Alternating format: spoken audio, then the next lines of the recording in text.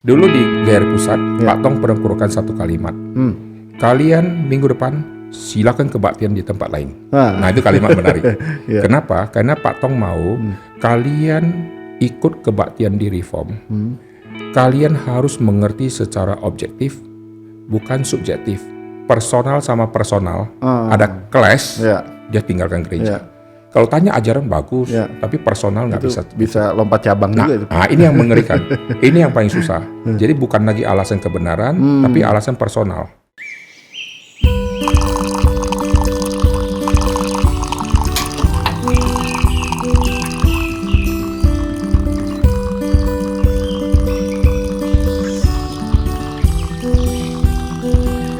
Selamat pagi rekan-rekan semua, selamat pagi Pak Aiter. Selamat pagi dan kita bergabung kembali di episode yang ke-28 dari program Morning Coffee, satu program dari pelayanan digital ministry GRI Karawaci yaitu channel Tota Scriptura. Dan pada pagi hari ini kita akan membahas satu tema yang sangat-sangat menarik karena ini jadi tema yang mungkin relevan bagi banyak orang dan termasuk mungkin saudara-saudara yang mendengarkan juga, yaitu cari gereja, boleh atau bolehkah mencari gereja. Dan saat ini saya bersama dengan Pendeta Aiter. Pak Aiter akan berbincang-bincang dengan saya untuk membahas satu tema yang menarik ini. Selamat pagi Pak Aiter sekali lagi Pak. Terima kasih. Selamat pagi dan selamat datang di Morning Coffee di studio kami di Tota Scriptura ini. Dan kita boleh langsung bahas nih Pak ya. Ya, oke.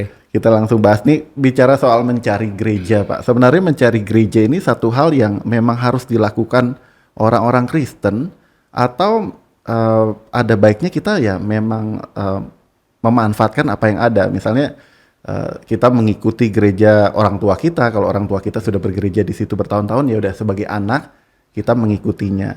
Atau memang kita harus mencari, menemukan yang paling baik lah misalnya. Sebenarnya prinsipnya bagaimana Pak? Jadi kuncinya adalah di orang yang mencari. Setiap orang kalau mencari sesuatu, dia sudah harus punya konsepnya. Kalau dia mau cari dokter, misalnya dokter spesialis apa, dia sudah harus punya pengetahuan minimal sedikit tentang penyakit yang dia alami. Sehingga waktu dia cari dokter, dia bisa cari dokter yang tepat. Ya. Kalau dia kena penyakit gigi, dia tidak tentu harus cari dokter yang lain, gitu kan? Karena dia harus konsentrasi di gigi, kecuali ada komplikasi. Nah, jadi untuk cari gereja itu perlu ada orang yang bisa kita percaya atau yang mempunyai background mengenai kebenaran. Karena cari gereja bukan cari gedungnya, tetapi kebenaran apa yang disampaikan oleh gereja. Nah, ini yang paling penting. Nah, oleh sebab itu cari gereja tidak lihat gedungnya, tidak lihat jaraknya, tidak lihat besar kecilnya, tapi lihat pengajaran apa yang disampaikan. Kayak sekolah, orang cari sekolah, lalu lihat kurikulumnya. Kenapa kurikulum? Karena mau tahu apa yang diajarkan. Lalu gurunya siapa? Nah, itu menjadi faktor untuk mereka menentukan. Nah, di gereja kita cari tahu ini gereja ngajarnya apa. Lalu hamba Tuhannya ini siapa? Nah, dari situ baru orang akan menentukan. Tetapi ada orang yang merasa kita nggak perlu tahu. Karena urusan rohani sampai dalam itu urusan pendeta. Saya orang awam hanya tahu bagaimana praktika hidup sudah cukup. Nah, itu dilemanya. Tapi kalau kita kembali lagi, kalau kita kerja, kita survei tempat, kita cari kerja. Kita cari sekolah, kita survei sekolah, kita tentukan sekolah untuk anak yang mana. Semua, kita ke rumah sakit, kita cari rumah sakit, cari dokter. Kita mau melahirkan, cari dokter mana. Karena kita tidak mau sembarang percayakan dokter ini yang akan merawat saya. Tapi seringkali nanti untuk hal gereja, kita merasa tabu. Kalau saya cari kayaknya kurang menghormati Tuhan, menghina pendeta. Tapi sebetulnya kita harus menemukan gereja yang sungguh-sungguh mengabarkan kebenaran. Artinya memang kita harus menilai Pak, gerejanya. Kita ketika menilai, apakah itu artinya kita memposisikan lebih tinggi dari gereja Pak?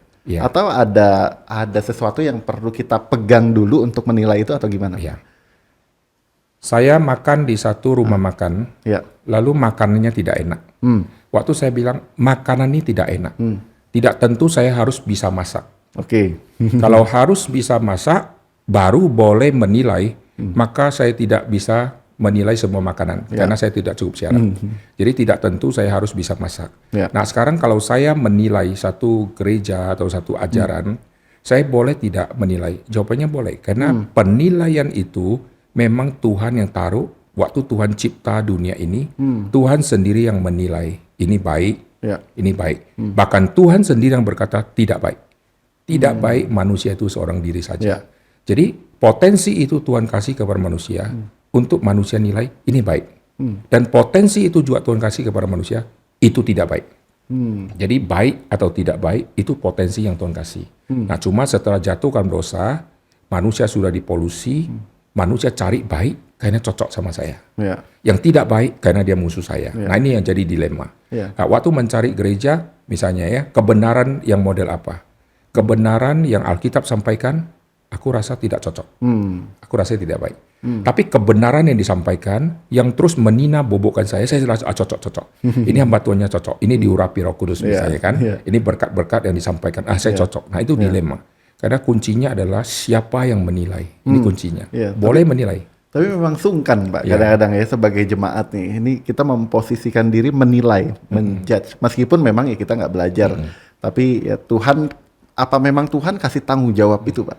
Ini sebenarnya tanggung jawab atau sesuatu yang lain kita sebagai jemaat ketika melihat sebuah gereja? Ya, waktu seseorang mau menilai ajaran, dia kalau tidak belajar, atau misalnya dia orang awam sama sekali, dia pasti salah menilai. Oleh sebab itu contohnya kalau sekarang saya orang awam yang baru percaya Tuhan. Lalu saya masih blank tentang kekristenan. Waktu saya menilai gereja mana yang baik, gereja mana yang tidak baik, saya nggak punya data. Karena background saya bukan orang percaya misalnya. Maka saya perlu ada pembimbing saya. Yang saya bisa percaya, yang sudah tahu kebenaran jauh lebih banyak dibanding saya, untuk dia kasih tahu kepada saya. Nah orang itu kita perlu temukan. Nah seandainya kalau saya sendiri yang sudah jadi Kristen lama, saya Kristen lama tidak menentukan saya bisa milih, karena saya Kristen yang tidak bertumbuh. Saya tidak pernah baca firman, saya nggak bisa milih. Nah, kalau saya Kristen yang bertumbuh, Tuhan akan kasih kepekaan. Karena Alkitab kasih satu rahasia, makanan yang bayi rohani itu susu, akan menuju kepada makanan keras. Dan kita semua harus makanan keras, supaya panca indera kita terlatih. Nah itu ayat Alkitab. Supaya bisa membedakan mana yang benar, mana yang tidak benar, mana yang baik, mana yang tidak baik. Jadi panca inderanya terlatih. Nah, jadi setiap orang Kristen kalau mau menilai, kalau dia masih bayi rohani, dia pasti nilainya salah. Tetapi kalau dia sudah menuju kepada dewasa rohani, sudah makan makanan keras, panca inderanya terlatih. Satu kali kalimat disampaikan, dia langsung tahu, ini ada yang tidak benar nih. Ada kosakata tidak benar dikaitkan ke Tuhan, ini tidak benar. Dia tahu. Tapi bayi rohani semua bagus gitu. Maka kunci menilai adalah siapa yang menilai. Kalau dia rohani cukup baik, dia sudah bertumbuh, dia bisa menilai. Semua anak yang sekolah, dia pasti menilai sekolah yang jelek. Kenapa? Karena terlalu sulit untuk dia. Tapi orang tua yang bilang sekolah ini bagus. Nah, jadi sekolah itu tidak boleh dinilai oleh anak. Semua anak masuk SD, SMP, SMA, dia rasa jelek. Karena tidak cocok dengan keinginan dia. Tapi kalau sekolah ya yang ajarkan game, nah dia rasa cocok. Maka penilaian diserahkan ke orang tua. Orang tua yang menentukan. Maka selama saya masih kecil, maka peranan orang tua sangat penting. Dia yang menempatkan saya di sekolah minggu mana. Dia yang mencarikan saya gereja.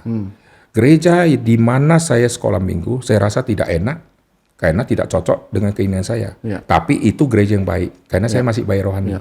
Tapi sampai kepada saya sudah bertumbuh menjadi remaja, pemuda, saya sendiri akan konfirmasi. Betul, disinilah saya akan bertumbuh. Nah, jadi mesti kejar sampai dewasa rohani seperti itu. Yang jadi masalah memang kadang-kadang ada hamba Tuhan yang sebenarnya mungkin nggak baik atau doktrinnya agak melenceng gitu. Tapi dia sangat meyakinkan, Pak. Misalnya dengan kata-kata ini suara Tuhan, ini Tuhan berbicara kepada saya, ini saya mewakili Tuhan. Sehingga banyak orang jadi tidak berani untuk menilai, Pak. Karena ini udahlah saya percaya saja ini pasti benar. Ini sebenarnya gimana, Pak Eter? Kalau kita lihat itu di dalam psikologi komunikasi, untuk membungkam lawan bicara kita, kita pakai otoritas.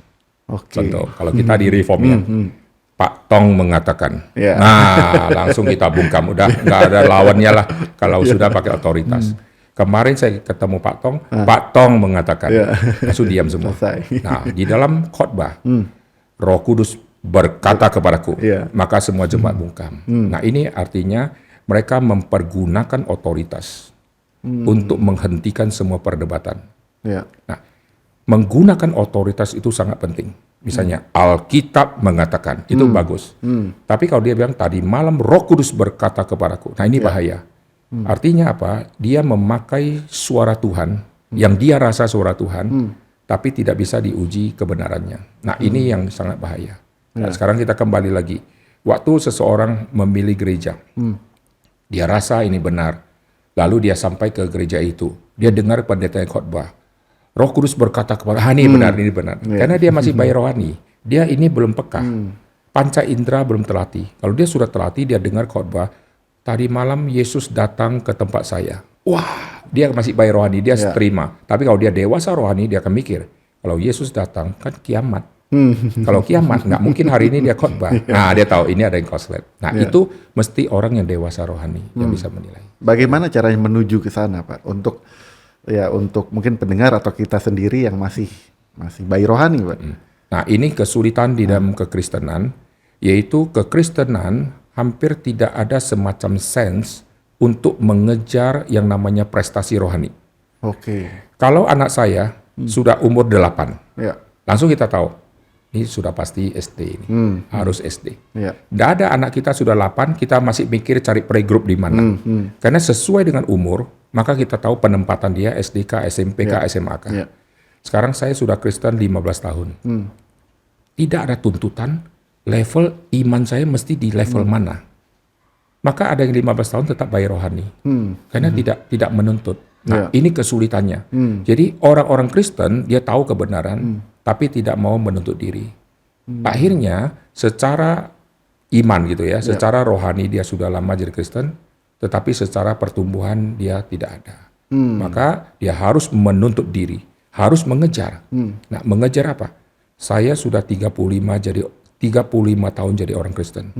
Sekarang kenapa saya masih belajar Allah itu pribadinya seperti apa? Nah, Alkitab mengatakan, kamu ditinjau dari sudut waktu, sudah seharusnya jadi pengajar. Jadi kekristenan dia, di dalam Alkitab itu, sebetulnya kekristenan dia itu sudah harus jadi pengajar. Mengapa sekarang masih diajarkan ajas-ajas pokok? Nah inilah, kehidupan orang Kristen, dia secara ilmu terus cari S1, S2, S3. Tapi secara rohani tidak pernah tuntut. PA tidak datang, tidak apa-apa. Ke gereja kalau bisa bolos, dia bolos. Lalu pembinaan seminar, kalau bayar dia rasa mahal. Padahal dia S1, bayar uang SPP sudah berapa, dia bayar pembangunan sudah berapa, buku ratusan ribu dia beli. Tetapi nanti kalau buku rohani 60.000, dia mikirnya panjang. Nah itu dilema terjadi. Jadi semua ini kita lihat, kesulitan ada di diri orang percaya yang sudah Kristen lama, tidak mau kejar itu.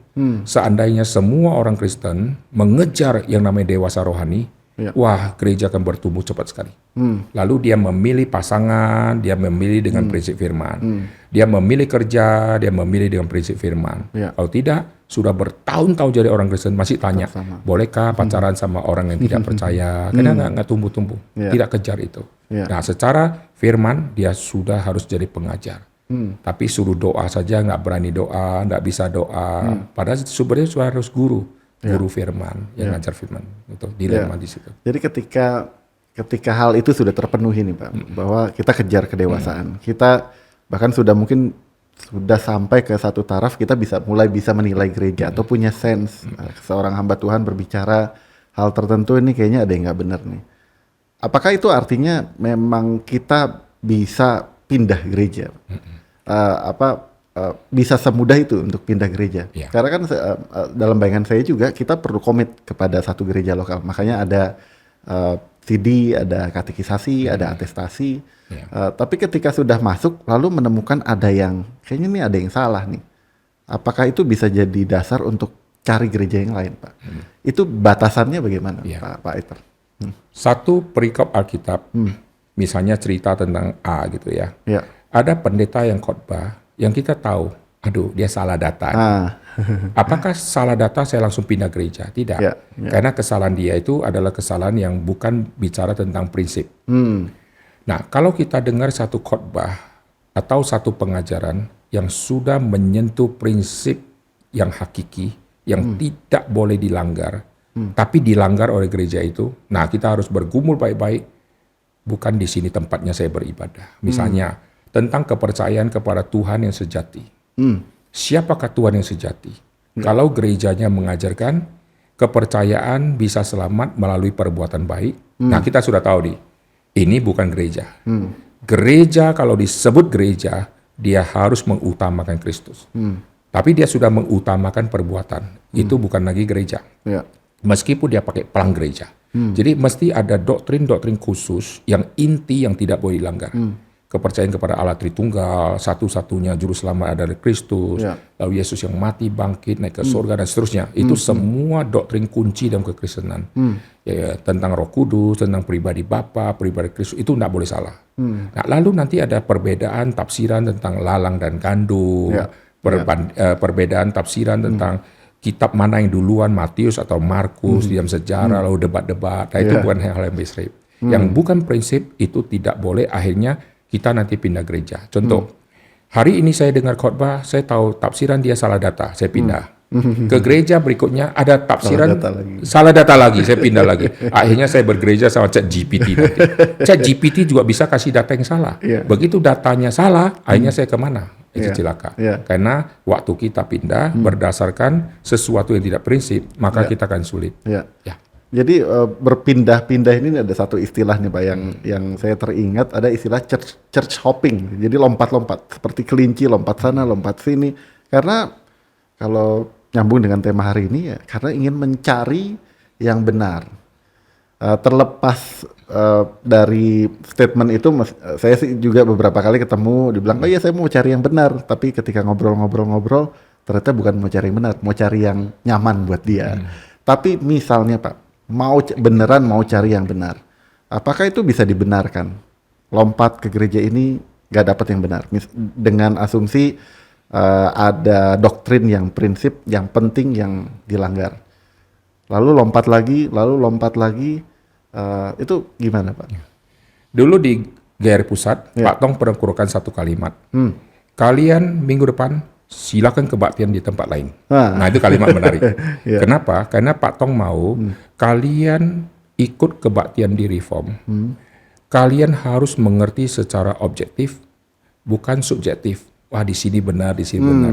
Kalian bisa ngomong ini benar, kalian sudah bandingkan ke berapa? Omong kosong kalau dia bilang gereja Reform ajarannya benar, tapi dia sendiri tidak pernah tahu gereja lain punya ibadah seperti apa.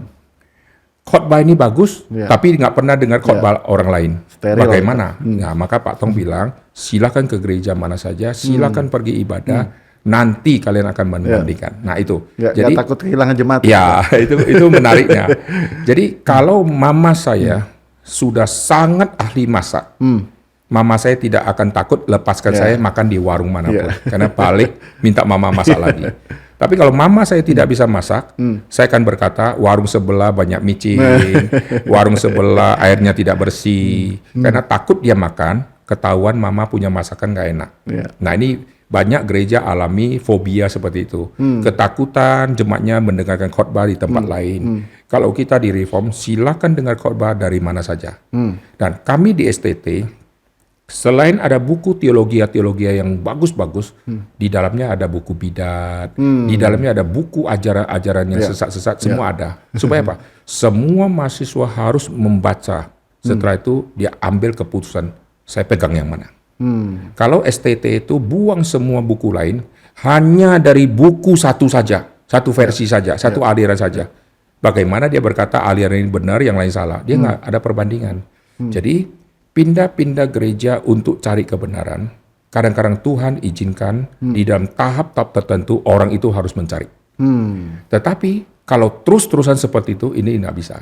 Jadi terus, maka Alkitab katakan, kepada siapa engkau membandingkan aku, dengan ilah manakah engkau membandingkan aku.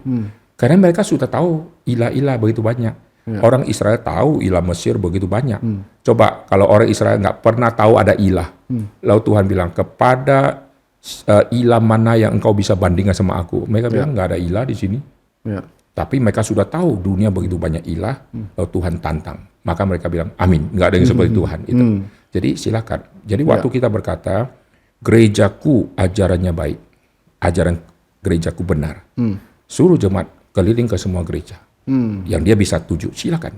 Setelah itu dia ambil keputusan, benarkah kalimat saya? Nah maka satu sisi itu bagus, sisi yang lain itu resiko. Kalau dia pergi, dia sendiri belum ada fondasi, dia rasa ini juga baik, ini juga benar, akhirnya dia malah bingung. Nah maka perlu ada pendamping. Maka gereja perlu ada KTB untuk per orang punya rohani itu bisa dibina. Sehingga sampai level tertentu waktu dia keliling, dia akan tahu. Kita sekarang keliling-keliling makan, kita ingat masakan mama waktu saya kecil itu enak. Padahal dulu waktu kita makan kita rasa biasa. Sekarang baru tahu itu enak. Jadi dari mama, tangan mama. Waktu saya katakan seperti itu, karena saya sudah mencicipi yang lain, seperti itu. Saya ingat beberapa jemaat di GRI Karawaci sendiri itu ketika ngobrol-ngobrol, ada yang, oh ya Pak Sam, saya dulu lompat-lompat Pak, ke sini, lalu tiba-tiba dengerin Pak Tong, lalu ternyata, oh ada di Tangerang ada gereja, mulai masuk ke sini, dengerin Reform 21, oh ternyata ada gereja, masuk. Tapi memang awalnya lompat-lompat. Tapi nggak semua orang Kristen harus melewati masa itu kan ya Pak ya. Kalau memang atau gimana Pak? Ya. Ada yang dia sudah dari kecil misalnya dibawa orang tuanya ke satu gereja dan dia sudah dapat firman di situ sampai dewasa nikah bahkan sampai mati di situ bisa seperti itu. Nah, ada lagi orang yang pernah alami lompat-lompat, bergumul di sini lalu pindah akhirnya masuk ke satu ajaran yang benar. Nah, dua macam orang Kristen ini nanti orang Kristen yang kedua yang lebih kuat. Karena dia pernah alami, dia pernah tahu, dia pernah disesatkan tanda petik itu. Jadi waktu dia kembali ke benar, dia akan militan. Sedangkan yang dari kecil sudah dengar ajaran, tinggal nggak ada tantangan. Seperti saya seorang yang jadi Kristen, contoh ya, dari latar belakang non-Kristen. Saya 5 kali mau dibunuh, sekarang jadi Kristen. Wah pasti saya militannya luar biasa. Dibandingkan dari kecil, nyaman ke gereja, nggak ada yang ganggu. Saya Kristen, tapi kurang kuat. Nah, jadi seperti itu. Jadi bukan berarti semua orang Kristen harus keliling, nggak. Ada orang yang Tuhan izinkan untuk bergumul sangat lama. Dan bukan berarti yang belum lompat-lompat, saatnya lompat-lompat sekarang setelah dengerin ini kan. Ada yang dia tidak usah lompat, dia sudah tahu di sini. Tetapi bukan berarti dia tidak tahu, dia dengar. Dia dengar dari YouTube kah, dia dengar kaset kah, dia baca buku aliran lain, tapi dia tidak pindah, dia baca. Jadi dia bisa keliling kemana melalui baca dan dia dengar. Dengar rekaman khotbah, dengar siaran khotbah, atau mata nonton khotbah orang lain, dan dia tahu meskipun fisik saya tidak hadir, tapi saya sudah ikutin khotbah pendeta ini. Apalagi sekarang zaman medsos. Jadi dia tidak usah hadir di gereja sana, dia sudah bisa dengar. Sekarang kita mau cari pendeta A. Dia khotbahnya di mana? Kita langsung tahu. Kalau dia ada di upload ya, lalu kita bisa dengar, oh konsep dia tentang ini, langsung kita tahu. Nah setelah itu kita tahu, wah ini gereja yang bagus. Nanti kalau suatu saat saya pindah ke kota sana, saya akan bergereja tempat dia misalnya. Karena kota saya sekarang nggak ada gereja dia seperti itu. Nah maka setiap orang itu beda-beda. Ada yang dialami pindah sini, pindah sana. Saya sendiri dulu dari Metodis. Saya dibesarkan dari sejak kecil. Sampai lulus SMA saya Metodis. Maka zaman saya tidak ada, waktu kecil nggak ada karismatik, nggak ada semua aliran. Jadi di Sumatera Utara, kalau disebut saya Kristen tapi Chinese, pasti Metodis Chinese. Metodis 2 namanya. Kalau saya pribumi, saya sebut Kristen, pasti kalau tidak HKBP, Metodis 1. Itu yang banyak orang Bataknya. Cuma itu, nggak ada perbandingan. Jadi kalau saya kecil ditanya, gereja yang benar yang mana? Ya ini. Nggak ada lagi yang lain. Nah sekarang masuk begitu banyak aliran. Nah dengan masuk, waktu saya pindah ke Jakarta, saya mendapatkan banyak aliran. Lalu saya coba masuk ke aliran yang lain. Waktu saya masuk ke aliran lain, nah karena fondasi saya tidak kuat, saya merasa aliran itu yang benar. Nah sampai akhirnya saya bertemu dengan Reform. Nah saya masuk ke gereja Reform di tahun 90. Waktu itu Pak Tong khotbah di Granada di lantai yang bawah. Waktu itu jemaat masih di lantai bawah. Saya udah kebaktian di situ. Lalu saya dengar khotbah ini siapa? Ini orang tua. Zaman dulu Pak Tong masih sangat totok. Bahasa Mandarin dia sangat kuat. Ke Indonesia totoknya luar biasa. Saya pikir ini encik-encik dari Tiongkok mana gitu. Lalu setelah itu saya dengar khotbah, saya nggak ngerti. Karena Pak Tong khotbah Yohanes pasal 1 dan ini sangat dalam, saya nggak ngerti. Karena saya dari kampung, Pak Tong khotbah filsafat. Nah, sejak saat itu, saya mulai pikir, gereja kok pendetanya khotbah membuat orang tidak mengerti ya. Penasaran, terus ikut. Nah, baru saya sadar, waktu tidak mengerti, karena saya sudah terlambat begitu jauh. Saya selama jadi Kristen nggak pernah bertumbuh, nggak pernah tahu hal-hal yang berat. Akhirnya saya kejar untuk mendapatkan makan keras. Maka saya sekolah teologi awam, lalu setelah itu saya menentukan, saya harus mengabdi dan melayani di gereja Reform itu. Maka sejak tahun 90 sampai hari ini saya ada di Reform. Tapi sebelumnya saya sudah ada di Metodis, saya pernah ke Karismatik, keliling-keliling pindah-pindah gitu. Nah, seperti itu. Nah, itu kan tadi dari sisi jemaat yang lompat-lompatnya, Pak. Kalau dari sisi jemaat yang memang sudah menemukan dan sudah cukup dewasa untuk menemukan dan benar-benar menemukan, hal apa yang kita perlu lakukan, Pak, ketika ketemu sama orang-orang atau jemaat-jemaat yang lompat-lompat seperti ini, Pak? Peranan kita sebagai jemaat yang sudah mengerti terlebih dahulu itu sebenarnya apa, Pak? Ya, kadang-kadang kita lihat mereka yang lompat-lompat, langsung kita mencap mereka rohani nggak baik kan. Tapi sebetulnya tidak lama kemudian kita juga lompat. Karena kesalahan konsep kita kalau kita sendiri tidak dibereskan. Misalnya ya, kita punya angan-angan sebagai gereja begini. Ternyata suatu saat ada yang mengecewakan saya. Saya sendiri loncat, saya sendiri pindah. Jadi banyak faktor yang membuat orang itu loncat, bukan karena pengajarannya, tapi karena personal sama personal ada clash, dia tinggalkan gereja. Kalau tanya ajaran bagus, tapi personal nggak bisa lompat cabang juga. Nah, ini yang mengerikan. Ini yang paling susah. Jadi bukan lagi alasan kebenaran, tapi alasan personal. Nah, ini kalau diselesaikan setengah mati, konselingnya susah. Karena udah ada dendam pribadi, itu susah. Nah, kalaupun dia tidak pindah, kalau musuh dia jadi liturgis, dia lihat namanya minggu depan, dia nggak datang. Kalau pendetanya adalah musuh dia, dia tidak datang. Khotbah KU1, pendeta itu. KU2, bukan, dia datang ke KU2. Kalau semua KU pendeta itu, dia pindah gereja lain. Nanti minggu depan balik lagi. Nah, itu banyak di gereja yang bersembunyi seperti itu. Seolah-olah dia setia, tapi sebetulnya di dalam dirinya sudah loncat-loncat. Jadi, ada yang loncat di luar gereja, cari-cari. Ada yang loncat-loncat diam gereja. Pendeta kesukaan dia ada di KU3, dia ke KU3. Yang dia tidak suka yang KU2, dia tidak ke KU2. Padahal dia rutinnya di KU2. Dia loncat-loncat di situ. Nah, itu masih loncat di dalam. Yang loncat di dalam itu sebenarnya banyak. Nah, ini belum diselesaikan masalahnya. Begitu muncul kekecewaan, dia akan loncat betulan keluar. Itu banyak diam gereja. Nah, ini dilema yang gereja harus selesaikan yang sangat susah. Kalau yang di luar, memang dia di luar. Kita hanya mohon Tuhan berbelas kasihan dia kembali. Tapi yang di dalam, wah, ini setengah mati. Karena dia tahu semua. Dia tahu kelemahan semua, dan dia pernah ada di dalam. Waktu dia keluar, dia akan menjadi musuh gereja ini. Dia akan menjelekkan gereja ini. Dia merasa gereja ini tidak benar, dan dia akan maki-maki. Nah, banyak orang yang sudah keluar, misalnya dia keluar dari gereja Reform, dia bukan memuji-muji Reform di luar, dia maki-maki. Padahal yang dia maki itu bukan ajarannya, tapi nanti dia personal dia maki. Dia mulai maki pendeta gembala yang lama dia mulai maki kepemimpinan misalnya si pendeta A, dia mulai maki-maki tidak ada organisasinya, tapi dia tidak maki-maki firman Tuhan yang disampaikan. Nah, itu dia tahu itu benar. Nah, itu udah personal, itu sulit. Jadi akhirnya dia cari gereja yang dia rasa cocok, bukan lagi kebenaran yang memimpin dia ke sana. Tapi karena di situ tidak ada musuh dia. Nah, ini kesulitan dia bekerja.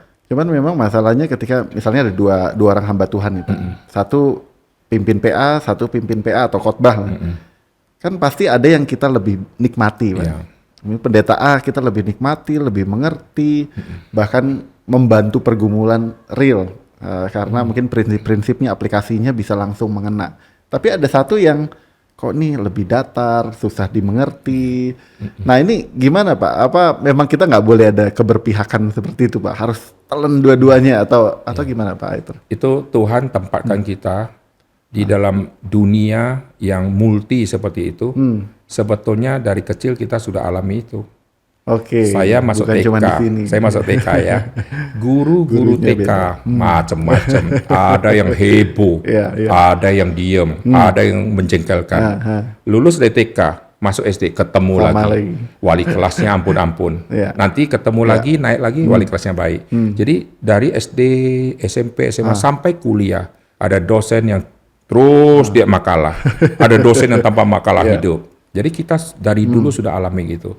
Kita ada di dunia di luar cari makan. Ada rumah makan, menunya misalnya jengkol atau apa, tapi dimasak dengan banyak macam. Kita memang ditempatkan oleh Tuhan di dalam kondisi seperti itu. Sekarang, kalau ke gereja, semua pendeta khotbahnya saya suka, itu mustahil.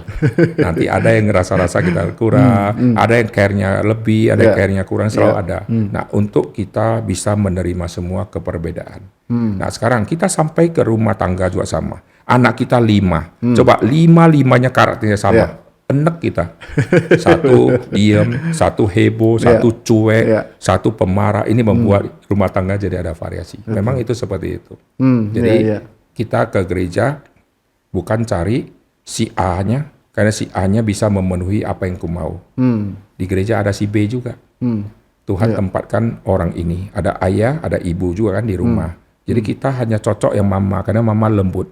Ada ayah, ingat. Dan justru ayah yang kita tidak suka, Tuhan bilang ini kepala. Dia harus terima.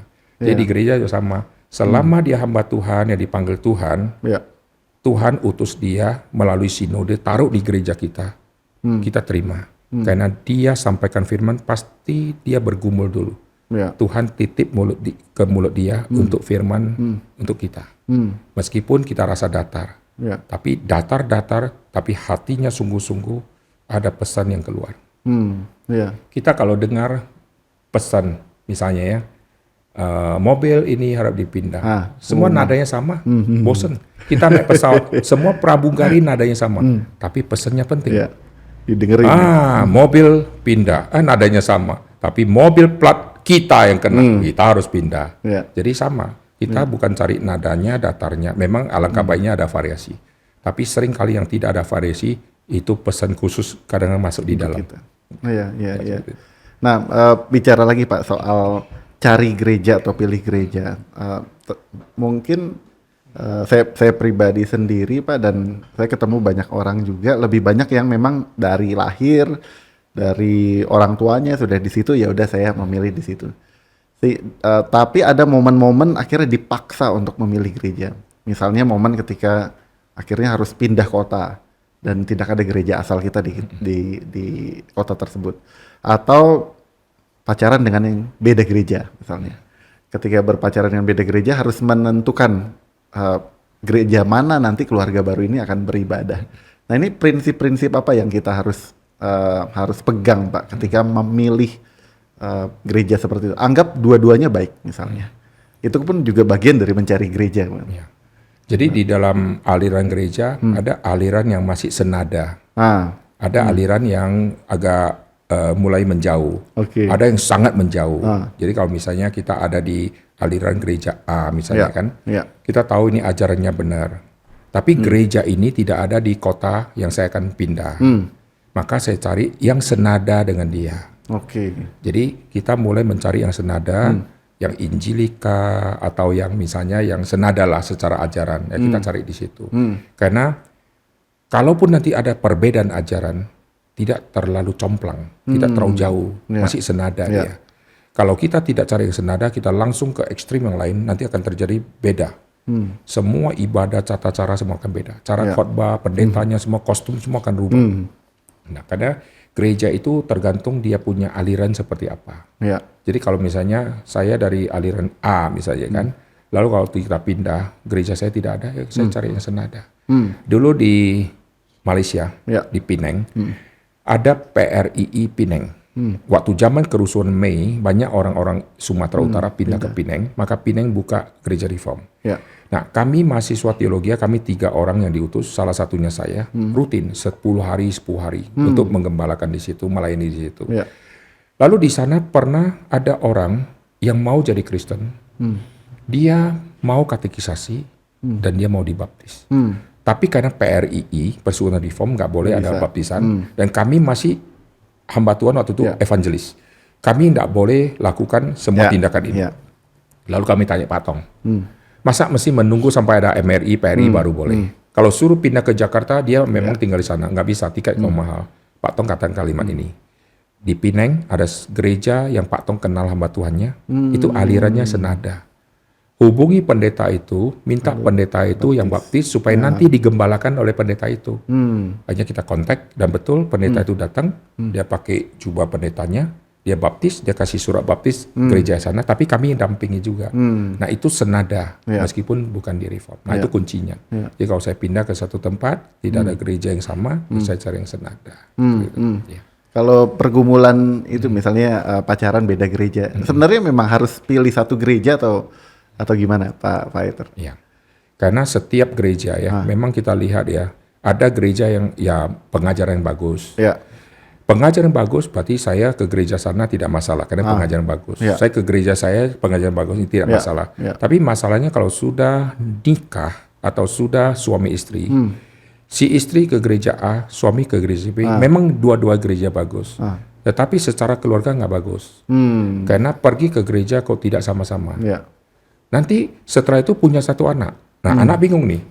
Minggu pertama sama papa, minggu kedua sama mama. Ini satu anak. Kalau dua anak, bagi lagi. Aja setiap hari kita mesti buat tabel untuk bagi-bagi. Lalu anak pulang diskusi sama papa. Papa bisa jawab karena dia ikut papa. Papa tahu hamba Tuhannya, guru sekolah minggu. Tapi mama nggak bisa jawab.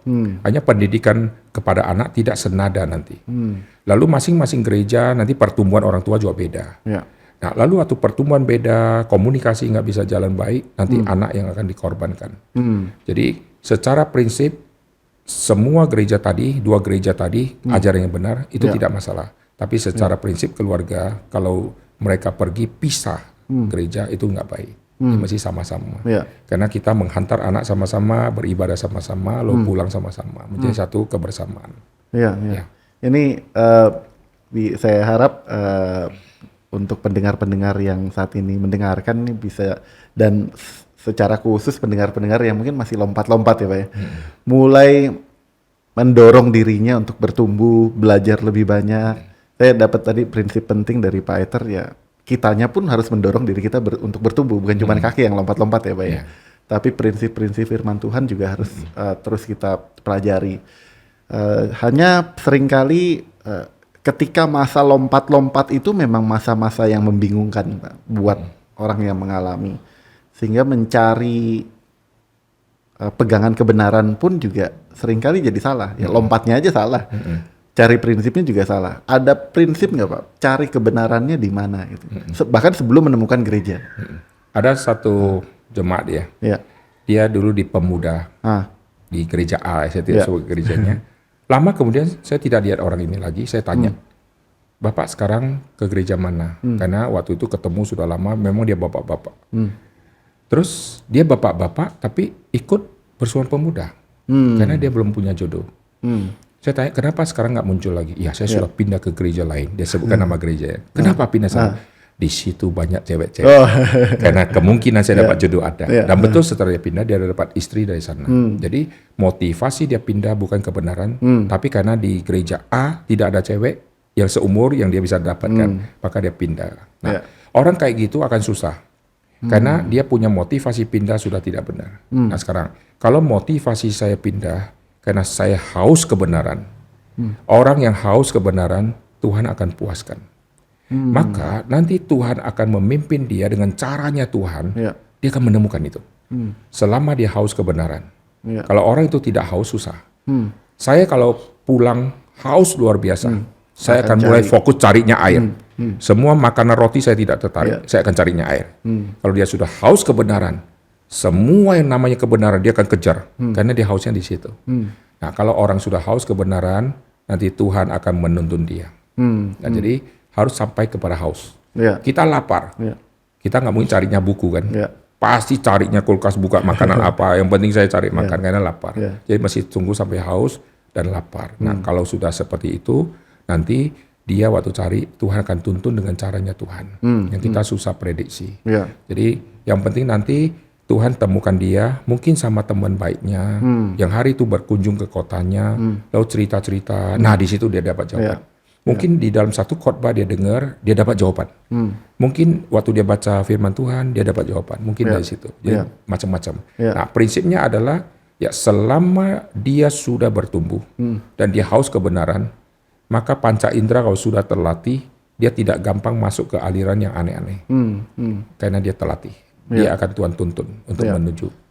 Ya, 2 minggu lalu, 2 episode sebelum ini kita ada pembahasan tentang bagaimana di dunia digital itu bermunculan nih YouTube atau channel-channel, ada muncul istilah apologet Kristen, bahkan banyak orang yang membahas teologi ya. Ini satu sisi baik, tapi satu sisi ada ekses negatifnya juga, yaitu banyak yang sesat juga. Nah ini gimana Pak menjaganya? Pak Aiter sendiri kalau saya perhatikan di dalam YouTube, di Facebook misalnya cukup banyak konten-konten yang dibagikan kepada follower-followernya Pak Aiter. Nah ini kita sebagai netizen lah ya, mencari konten yang baik, pegangan kebenaran yang baik, gimana biar nggak tersesat gitu Pak? Ya. Makasih guys. Jadi gini ya, di YouTube ya muncul kecenderungan, misalnya orang-orang debat, lalu muncul hamba Tuhan tertentu, seolah-olah tuh mereka mewakili kekristenan. Nah ini bahaya. Kenapa? Karena begitu ada satu ajaran yang menyimpang, mereka muncul. Menyimpang lagi mereka muncul. Dan munculnya orang-orang itu aja. Sehingga munculnya berapa orang itu, orang lain menangkap ini mewakili kekristenan. Nah ini satu sisi bahaya. Kenapa? Karena waktu mereka menjawab semua perdebatan-perdebatan yang diserang ke dia, dia jawabnya dengan tidak lemah lembut. Dia jawabnya dengan kasar, dengan maki-maki. Akhirnya orang lain yang merasa ini mewakili kekristenan, langsung dia tidak simpati kepada kekristenan. Kekristenan kok kayak begini. Dan tidak pernah terjadi di dalam perdebatan sengit dari mereka yang menghasilkan petobat. Karena mereka yang berdebat, si A sama si B, masing-masing pegang, apalagi disiarkan. Siapa yang di dalam penyiaran lalu merasakan, hari ini saya salah, saya menerima, bahwa saya salah, saya mau mendapatkan, mana ada. Mereka akan debat, setelah selesai muncul lagi, dan tidak akan selesai. Jadi, di batas itu atau orang-orang yang suka membela iman kekristenan, apologet, ya satu sisi mereka bagus. Tapi bagi saya tidak pernah jawab orang yang menentang tentang iman kekristenan. Bagi saya, kalau saya tahu ini pertanyaan yang sangat penting, saya akan buat seminar tentang itu. Karena orang lain kalau punya konsep A, saya langsung katakan B yang benar, nggak bisa. Saya harus membuat semua ajaran itu menjadi jelas dengan menuntun dia. Untuk dia bisa dituntun, saya harus bahas dari awal. Maka saya bahas di dalam seminar. Habis itu saya publish, saya taruh di YouTube. Nah, harap orang-orang seperti itu mau dengar. Kalau dia tidak mau dengar, ya udah biar orang lain yang dengar. Sehingga dengan adanya begitu, nanti kita lihat kesimpulan. Terima kasih, saya sudah dapat jawaban. 15 tahun yang lalu, saya bergumul, sekarang saya dapat jawaban. Nah, coba kalau kita jawab dia sampai mulut berbusa-busa nggak ngerti. Nah, maka dengan cara saya buat seminar, saya buat tema khusus, akhirnya mereka dengar, nanti Tuhan gerakkan, Tuhan pimpin mereka dapat jawaban. Daripada saya hantam frontal sama dia, akhirnya terjadi musuh-musuhan dan relasi nggak baik. Jadi waktu kita melihat semua yang seperti itu, kadang-kadang satu sisi baik, tapi sisi yang lain kita prihatin. Karena kekristenan sudah tidak lagi identik dengan kau harus mempertahankan imanmu, tetapi harus dengan lemah lembut dan sopan. Wah, mereka sudah kasar, maki-maki, dan tidak karu-karuan. Itu sayang sekali ya. Ada prinsip yang bisa kita pegang Pak untuk nggak salah pilih dalam melihat konten-konten yang begitu banyak atau diskusi-diskusi yang begitu banyak di dunia digital, di online misalnya. Paulus mengatakan semuanya boleh. Tapi tidak semuanya berguna. Nah ini menarik. Jadi saya lihat pendeta A, pendeta B, semua boleh kok. Silakan. Yang ngaco-ngaco silakan. Tapi berguna atau tidak. Nah contoh ya, saya punya waktu sisa 2 jam. Saya sudah mau boarding misalnya. Lalu 2 jam itu saya gunakan untuk santai. 2 jam itu saya harus tinggalkan bandara karena handphone akan dimatikan. Karena wifi sudah tidak ada, di pesawat nggak bisa main lagi. Maka 2 jam itu saya harus cari sesuatu yang penting, karena begitu landing saya akan pimpin seminar. Maka saya akan belajar semua konten-konten yang berhubungan yang penting-penting. Saya tidak lagi nonton misalnya take me out gitu ya, take him out apa, lalu buka pilpres nanti siapa. Itu boleh, tapi tidak berguna, karena sisa 2 jam. Nah jadi waktu kita mendengarkan semua khotbah-khotbah, channel-channel apa saja, itu berguna atau tidak, itu kuncinya. Tapi bukan berarti setiap detik, setiap menit kita harus cek guna nggak. Kita jadi orang yang fobia lagi. Ya. Akhirnya semua kita harus selidiki, guna nggak guna. Apa gunanya saya klik YouTube ini? Lalu kita diskusi. Untuk diskusinya di dalam diri sendiri perlu 15 menit. Yang penting gua klik aja. Setelah klik dengan sampah lewat, sampah selesai daripada debat-debat. Jadi silakan, semua boleh, tapi tidak semuanya berguna dan tidak semuanya membangun. Jadi kuncinya setelah saya lihat ini membangun saya enggak. Setelah saya lihat, saya mengerti, setelah mengerti ini untuk apa? Untuk saya sombong atau untuk saya tidak ditipu lagi. Kelak saya harus hati-hati dan seterusnya. Itu silakan. Thank you Pak Aiter. Ini diskusinya sangat-sangat menarik dan saya yakin sekali para pendengar juga terberkati. Balik lagi kepada tema besar cari gereja ini Pak. Mungkin ada prinsip-prinsip terakhir sebelum kita tutup diskusi pagi hari ini. Apa yang harus diingat kembali oleh kita ketika menggumulkan atau memikirkan dan bahkan harus memilih sebuah gereja Pak? Ya. Kalau saya punya konsep ya. Waktu si Elia sudah merasa tidak ada lagi orang yang seperti dia. Memang dia tidak tahu ada orang lain ya. Lalu Tuhan berkata masih ada 7.000 orang yang tidak akan tunduk kepada Baal. Kalimat itu sangat menyentuh saya. Kadang-kadang kita di satu gereja, kita merasa ini gereja yang paling benar. Seperti Elia. Saya sudah hamba Tuhan yang paling baik. Saya sudah menyatakan iman. Yang lain-lain semua mungkin sesat-sesat. Tuhan bilang masih ada 7.000.